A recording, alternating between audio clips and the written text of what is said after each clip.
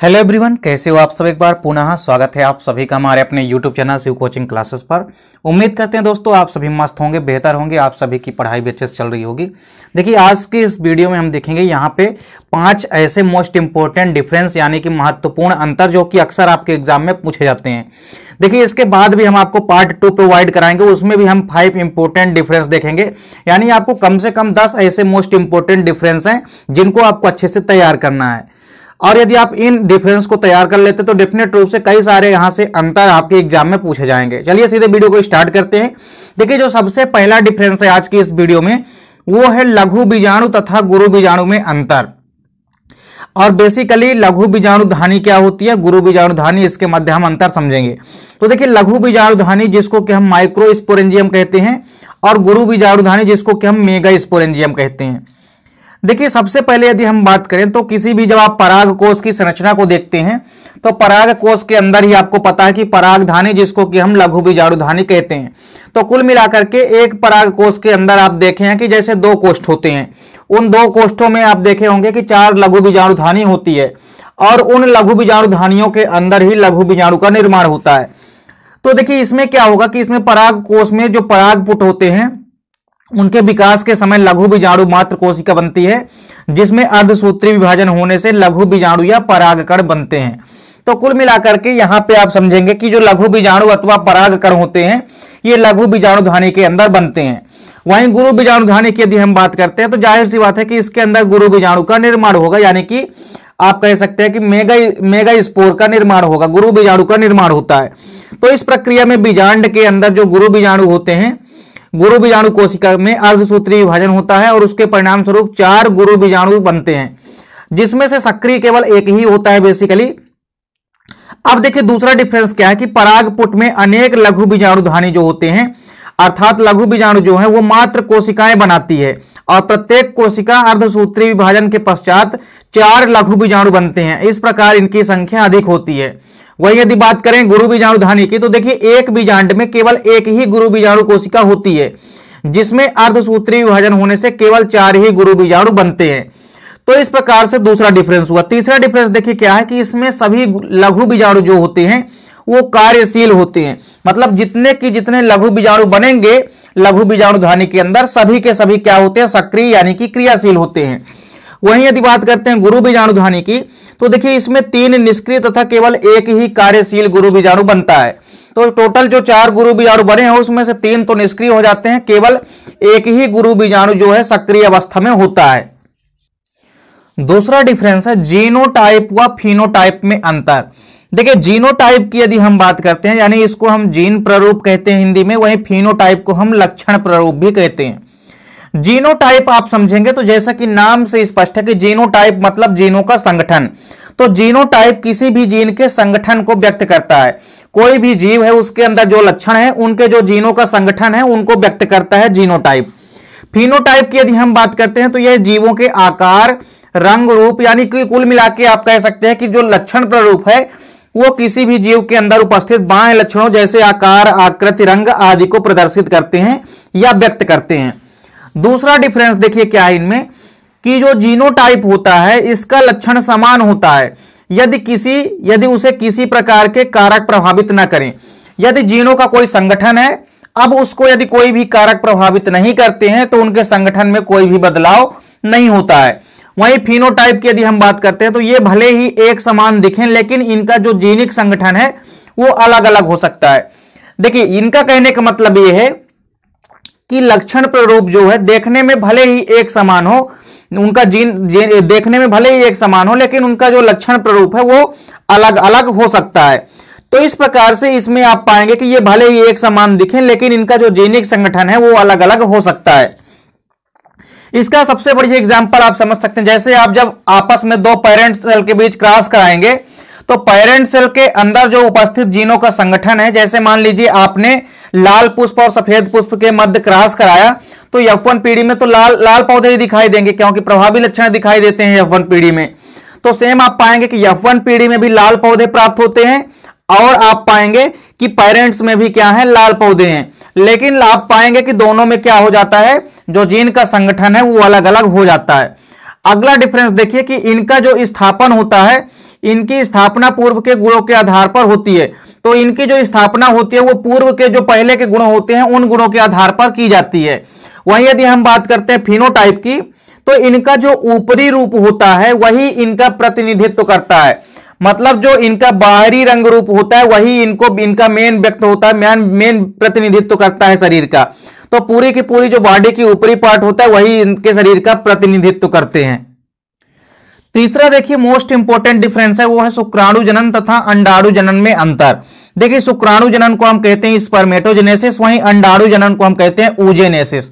शुक्राणु जनन की यदि हम बात करते हैं तो देखिए शुक्राणु जनन बेसिकली यह वृषण में होने वाली वह प्रक्रिया है जिसके द्वारा शुक्राणुओं का निर्माण होता है। तो जाहिर सी बात है कि जो शुक्राणु जनन की प्रक्रिया होती है यह वृषण के अंदर होती है, और साथ ही साथ आपको याद रखना है कि इस प्रक्रिया के द्वारा शुक्राणुओं का निर्माण होता है। अर्थात शुक्राणु जनन जो है वृषण के अंदर होने वाली एक प्रक्रिया होती है जिसके अंदर शुक्राणुओं का निर्माण होता है। दूसरे साइड यदि हम अंडाणु जनन देखें तो सेम इसका अपोजिट है। अंडाणु जनन जो है अंडाशय में होगी यह प्रक्रिया और इसके द्वारा अंडाणुओं का निर्माण होता है। तो कुल मिलाकर के शुक्राणु जनन की प्रक्रिया में शुक्राणुओं का यानी कि स्पर्म का निर्माण होता है, वहीं अंडाणु जनन की प्रक्रिया में अंडाणुओं का यानी कि ओवम का फॉर्मेशन होता है। दूसरा डिफरेंस देखिए क्या है कि इसमें एक प्राथमिक स्पर्मेटोसाइट से 4 शुक्राणु बनते हैं। यदि आप शुक्राणु जनन में देखेंगे तो एक जो प्राथमिक स्पर्मेटोसाइट बनता है यानी प्राइमरी स्पर्मेटोसाइट, उससे 4 शुक्राणुओं का निर्माण होता है। लेकिन यदि हम oogenesis या अंड जनन की बात करते हैं तो इसमें एक प्राथमिक oocyte से एक ही अंडाणु बनता है। तो यह चीज आपको याद रखना, यह काफी इंपॉर्टेंट डिफरेंस है कि इसमें एक प्राथमिक स्पर्मेटोसाइट से 4 शुक्राणु बनते हैं, वहीं अंडाणु जनन में आप पाएंगे कि इसमें एक प्राथमिक oocyte से एक ही अंडाणु का निर्माण होता है। तीसरा डिफरेंस देखिए क्या है कि इसमें जो है ध्रुवीय काय या पोलर बॉडी नहीं बनते हैं। शुक्राणु जनन की प्रक्रिया में किसी भी प्रकार से पोलर बॉडी यानी कि ध्रुव काय का निर्माण नहीं होता है। वहीं यदि हम बात करते हैं अंडाणु जनन की तो इसमें ध्रुवीय काय यानी कि पोलर बॉडी बनते हैं। चौथा और आखिरी डिफरेंस क्या है इनमें कि देखिए इसमें अपेक्षाकृत बहुत कम समय लगता है। जो शुक्राणु जनन की प्रक्रिया होती है इसमें कम समय लगता है और अधिक शुक्राणु बनते हैं, लेकिन जो अंडाणु जनन की प्रक्रिया होती है इसमें अपेक्षाकृत ज्यादा समय लगता है और एक बार के अंडाणु जनन में एक ही ओवम का निर्माण होता है यानी कि फॉर्मेशन होता है। तो तीसरा अंतर भी आपको समझ में आ गया होगा। अब देखिए जो चौथा अंतर है वो है स्वपरागण व परपरागण के मध्य अंतर। देखिए स्वपरागण जिसको कि हम सेल्फ पॉलिनेशन कहते हैं, वहीं परपरागण जिसको कि हम क्रॉस पॉलिनेशन कहते हैं। यदि हम बात करते हैं स्वपरागण की तो बेसिकली यह परागण जो है किसी एक ही पौधे के 2 पुष्पों के मध्य या उसी पुष्पों के मध्य होने वाली प्रक्रिया होती है। देखिए यह एक ही पौधे के नर व मादा पुष्पों के बीच होती है, अर्थात पौधा एक ही रहेगा, उसके नर व मादा पुष्पों के बीच आपस में यह परागण होता है। वहीं परपरागण की यदि हम बात करते हैं तो यह परागण बेसिकली एक ही जाति के 2 पौधों के नर एवं मादा पुष्पों के बीच होते हैं। यानी यहां पे पौधे कितने रहेंगे, 2 अलग अलग प्रकार के पौधे रहेंगे जिनके नर एवं मादा पुष्पों के बीच आपस में परागण होता है, जिसे हम क्या कहते हैं, परपरागण। दूसरा डिफरेंस क्या है देखिए कि इसके लिए पौधों का द्विलिंगी होना आवश्यक है। मोस्ट ऑफ इंपोर्टेंट डिफरेंस है कि जो स्वपरागण या सेल्फ पॉलिनेशन होता है इसके लिए पौधों का द्विलिंगी होना आवश्यक होता है। यदि पौधे द्विलिंगी यानी कि बाइसेक्सुअली नहीं है तो उनमें किसी प्रकार से स्वपरागण नहीं हो सकता है। और परपरागण के लिए यदि आप देखेंगे तो इसके लिए पौधे का द्विलिंगी होना आवश्यक नहीं है, क्योंकि जब पौधे एक लिंगी होते हैं तभी तो आपस में 2 पौधों की आवश्यकता पड़ती है, एक नर व एक मादा। तो इस प्रकार से जो परपरागण होता है इसमें किसी प्रकार से पुष्प का द्विलिंगी होना आवश्यक नहीं होता है। तीसरा डिफरेंस देखिए क्या है कि स्वपरागण के लिए पौधों का आकर्षक बड़ा होना, इसके अलावा सुंदर एवं मकरंद युक्त होना आवश्यक नहीं है। इसके अलावा वहीं यदि हम परपरागण के लिए देखें तो इसके लिए पौधों का आकर्षक बड़ा, सुंदर एवं मकरंद युक्त होना चाहिए। क्यों? क्योंकि इनके ओर कीट आकर्षित होंगे। जब ये सुगंध युक्त होंगे, ये आकर्षक होंगे, तभी तो कीट इनकी ओर आकर्षित होंगे और फिर कीट जब इनके ऊपर बैठेंगे तो परागकण या पोलन ग्रैन कीटों के ऊपर चिपक जाएंगे और फिर जब कीट जाके दूसरे पौधे के पुष्पों में बैठेंगे तो वहां पे वो परागकण गिर जाएंगे और इस प्रकार से परागण की क्रिया हो जाएगी, जिसे हम क्या कहेंगे, परपरागण कहेंगे। तो यहां पे आपने क्या देखा कि जब स्वपरागण है तो इसके लिए किसी प्रकार से पुष्पों का आकर्षक, बड़ा एवं सुंदर या मकरंद युक्त होने की आवश्यकता नहीं होती है। वहीं यदि हम बात करते हैं परपरागण की, तो इसके लिए पौधों का आकर्षक, बड़ा, सुंदर एवं मकरंद युक्त होना चाहिए। चौथा और आखिरी डिफरेंस क्या है, देखिए कि इसके लिए कम पराग कणों की आवश्यकता होती है।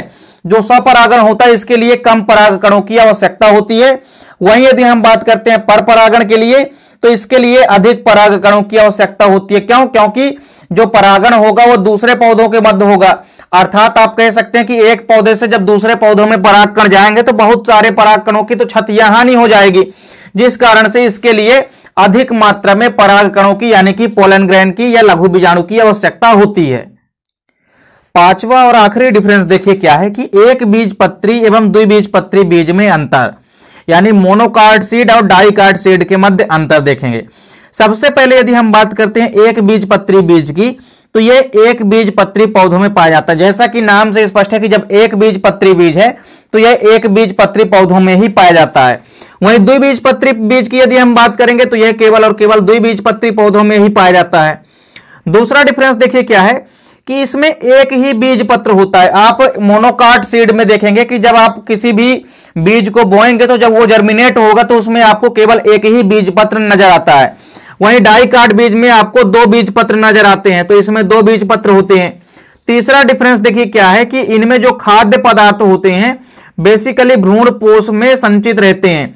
तो ये जो खाद्य पदार्थ होते हैं किसी प्रकार से मोनोकाट सीड के अंदर ये भ्रूण पोष यानी कि एंडोस्पर्म में ही संचित रहते हैं।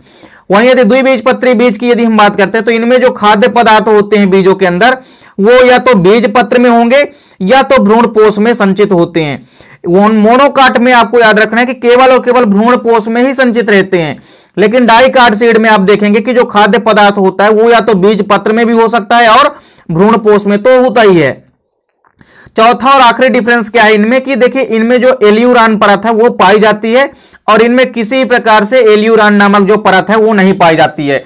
तो देखिए यहां पे आपने आज की इस वीडियो में 5 ऐसे मोस्ट इंपोर्टेंट डिफरेंस देखे हैं जो कि अक्सर आपके एग्जाम में पूछे जाते हैं। इसके बाद हम इसका पार्ट 2 लेकर के आएंगे जिसमें हम आपको पुनः से 5 नए डिफरेंस वहां पे कराएंगे जो कि काफी इंपॉर्टेंट है आपके एग्जाम के पॉइंट ऑफ व्यू से। उम्मीद करता हूं दोस्तों वीडियो पसंद आई होगी। दोस्तों वीडियो पसंद आए तो लाइक और कमेंट जरूर कीजिए और चैनल को सब्सक्राइब जरूर कीजिए यदि चैनल पे नए हैं तो। उम्मीद करता हूं दोस्तों वीडियो पसंद आई होगी। मिलते हैं दोस्तों नेक्स्ट वीडियो में, तब तक के लिए जय हिंद, वंदे मातरम।